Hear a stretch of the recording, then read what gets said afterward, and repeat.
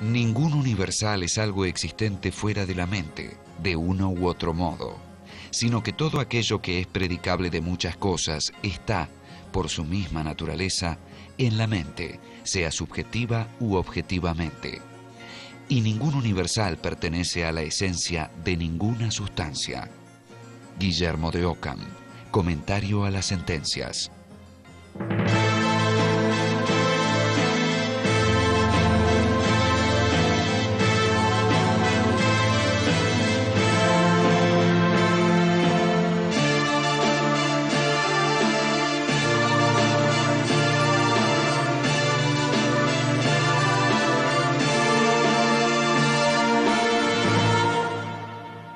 Guillermo de Ockham.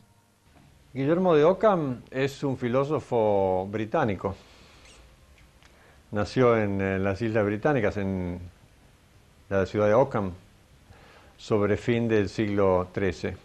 Nació en 1290 aproximadamente, en 1295, y murió como consecuencia, como víctima de la peste negra, la peste bubónica, en el año 1350. En Múnich. Él nace en Ockham, precisamente, que es una villa del condado de Surrey, al sur de Londres.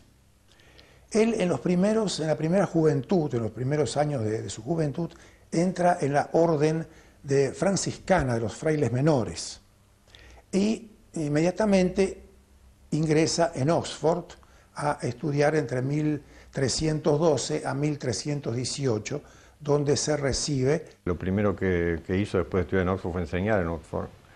Fue comentar las famosas sentencias de Pedro Lombardo.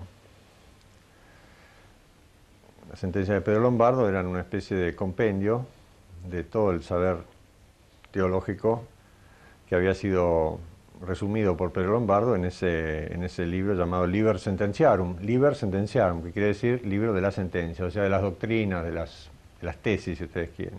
Había un bienio pensado para el comentario a las sentencias como trabajo intelectual dentro del medioevo. En el primer año era pertinente la consideración del tema de Dios, Dios uno y trino. Se consideraba además el problema de la creación, los ángeles, el hombre, el mundo en general. Y en un segundo año se trataban ya la encarnación y los sacramentos. Bueno, en el bienio que Ockham realiza este estudio y comenta las sentencias, ya se comienza a advertir cierta influencia hostil en el medio con relación a su trabajo intelectual. Y, esta hostilidad cada vez es ciertamente más fuerte.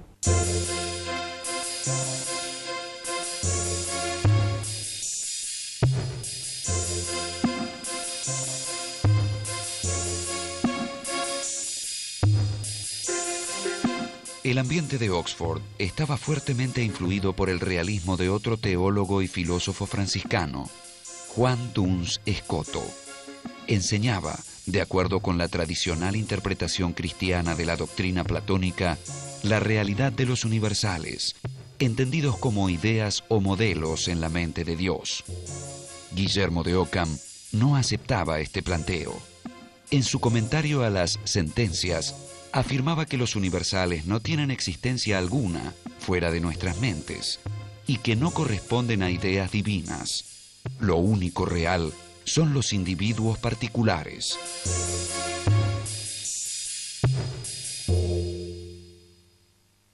Su temática principal para diferenciarlo de todo lo que fue la metafísica medieval es una afirmación radicalizada del individuo y del singular, y de la persona singular y concreta, en la filosofía, dentro de lo que la filosofía anterior era un concepto más universal.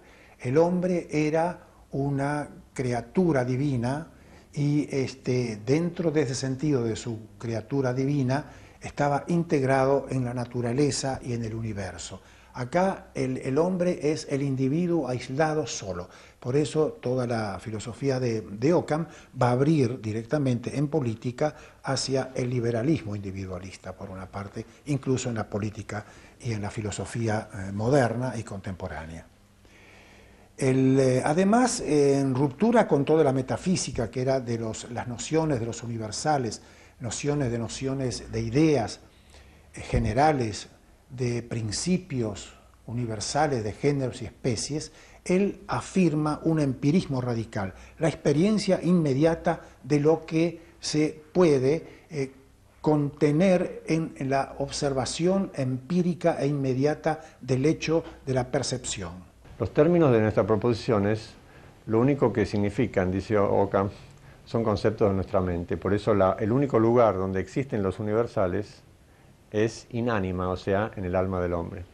Los géneros y las especies, hombre, animal, si algún tipo de existencia tienen, esa existencia es en nuestra alma, o sea que son puros conceptos mentales. Bueno, en realidad este tema de los universales forma parte de un totum, digamos así, que constituyen los tres principios fundamentales, yo diría las claves de bóveda del pensamiento occamista. Primer principio de individualidad de todo lo real. En lo real, en la realidad, todas las cosas son individuales, no hay realidades universales. Es incuestionable el individuo, dice Ockham. Tan incuestionable es que querer, digamos, objetarlo sería algo semejante a querer examinar la luz del sol y para ello encender una candela. A lo único que puede llevarnos esto es a la ofuscación de la vista. Bueno, negar el individuo es negar una evidencia inmediata. Al mismo tiempo, digamos, si tratamos de hacer una ciencia, tenemos que tratar de hacer una ciencia sobre lo universal. ¿Y cómo podemos hacer una ciencia de lo universal si estamos partiendo de los singulares? Bueno, este es el gran desafío de Ockham, es decir, tratar de elaborar una nueva epistemología sobre una fundamentación distinta.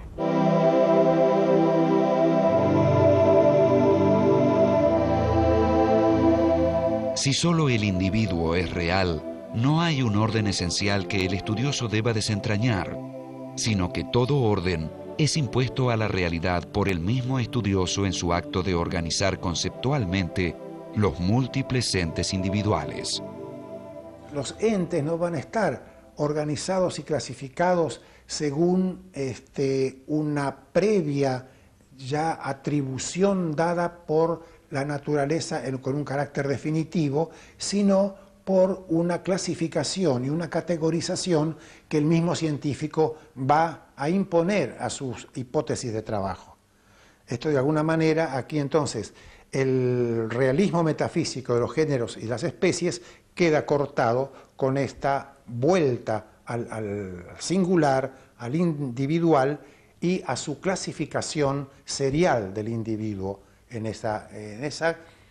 La serie se va a organizar de acuerdo a lo que el científico le interesa agrupar, los objetos, los entes para una determinada investigación.